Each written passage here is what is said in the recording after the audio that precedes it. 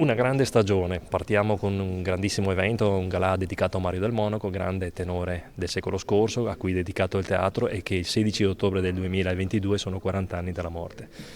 Per proseguire poi con una stagione di concerti sinfonici e cameristici che si snoderanno fino al mese di maggio 2023. Non solo concerti, perché nel programma del teatro ci saranno altre due importanti rassegne, quella di danza, calligrafie e altri percorsi, una selezione di spettacoli che apre il palco del teatro ai più diversi linguaggi.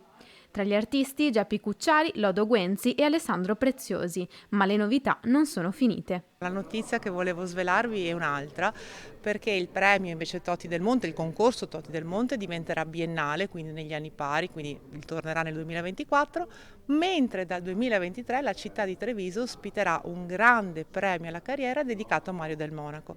Un tributo molto importante che la città assolutamente deve a uno dei più grandi tenori della storia dell'umanità. E proprio in onore del grande tenore, la nipote alla presentazione del cartellone della stagione teatrale, per il galà del 16 ottobre che si svolgerà in suo onore, ha voluto ricordare preziosi momenti dell'infanzia passata accanto a lui.